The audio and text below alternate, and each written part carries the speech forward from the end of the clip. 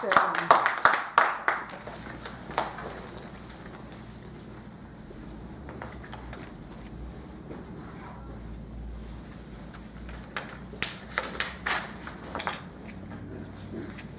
first time you get up in front of an audience, you see all those eyes looking back at you. It can feel like you're being hunted. Like any hunted animal, you can go through one of three possible reactions: freeze, fight, or flight. And the first time I got up on stage many years ago, I went through all three reactions, depending upon where it was in my speech. First time I got up on stage, saw all those eyes looking back at me, I just froze. I think, maybe if I don't move, they won't notice me. And as you can probably guess, I almost immediately thought, they're going to pay attention to me once I start speaking. So the moment I started speaking, it was all about fight. The audience is out there, they're my enemy, and I was defending my home turf. I was a defensive fighter. Now, if you've never experienced the fight reaction in front of an audience, you don't know what it's about. If you've ever experienced it, you'll never forget it. Because the whole time, all you're thinking about, anytime, somebody could be coming up and getting you. And you just got to make sure that they're not getting too close. And you're not getting too close to them. Because that's when they attack. But after that speech was over, it's all about flight. Couldn't get off that stage fast enough. Bang. Now, I was in Toastmasters. You learn things about vocal variety, gestures, getting to the point, persuasion, all these sort of things. So I was going to become a better speaker, but every speech I went through, it was always freeze, fight, flight. And as the years went by, I started thinking, well, maybe it's just the way things are. Some speakers, they're just get nervous in front of people, and that's just the way it is. And I almost immediately thought, wait a minute, Tim, no, that's not the way it is. There are speakers that get up there, they're not afraid, they're not nervous, not scared. What are they doing? So well, maybe they aren't doing anything. Maybe they just kind of grew into it, just naturally just happened. You just hang around long enough, you talk long enough, Tim, you just figure it out. And I thought, no, wait, that's not going to happen. If you just keep doing the same thing, it's not going to work. Definition of madness is doing the same thing over and over again, expecting a different result. Well, if you don't do that, what are you going to do? Well, maybe people who actually are good at speaking, maybe I could learn something from them. That makes sense. Just find out from somebody who's actually good at speaking.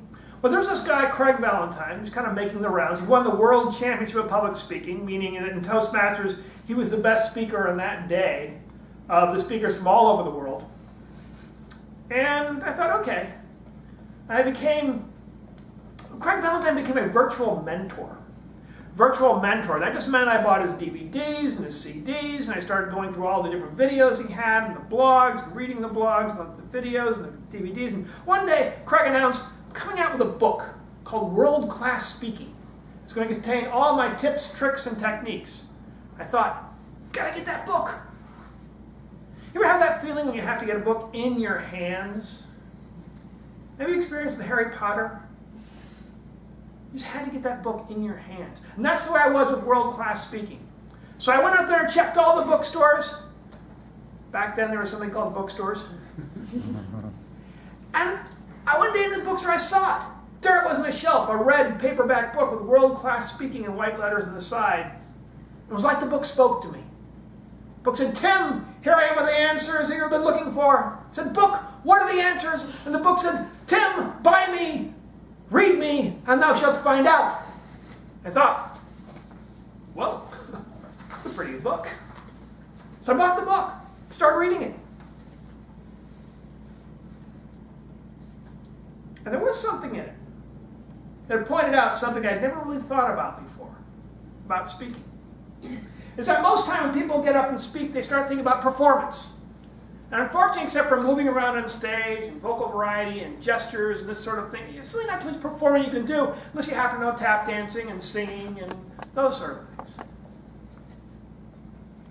But if you put aside the idea of performance, you just start thinking about creating a conversation with your audience, it becomes so much simpler.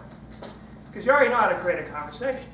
You focus on the other person, they say something, and then you focus on yourself, you say something, and it's this back and forth of a conversation. Focus on them and what they're talking about, they focus on you, what you're talking about, back and forth, the conversation goes. If you look at speaking that way, it's a lot simpler.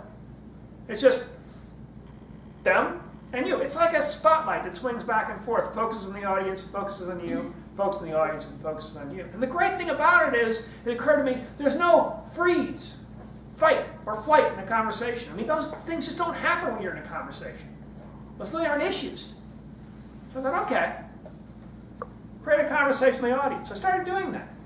Just focusing the audience first, what they're about, then talking about myself a little bit, then focusing back on them, and doing this back and forth. And I discovered all the freeze, the fight, the flight, all those concerns went away.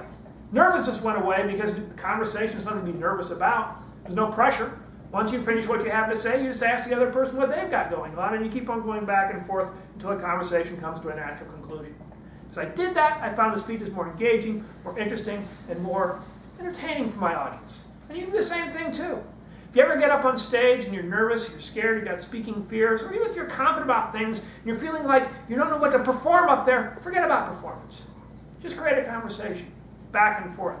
You find a new connection, a new engagement, a new interest, and a new focus in your audience you've never had before. It'll be a kind of a new experience as you find people really learning from things, and after they'll say, hey, it was a great speech, I really learned something. Thanks for sharing that with me.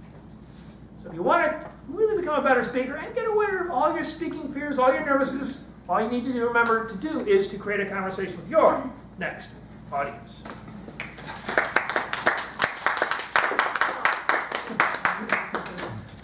Here he comes, round and We got a long route. It's a 2 minute route. Thank you, Sarah.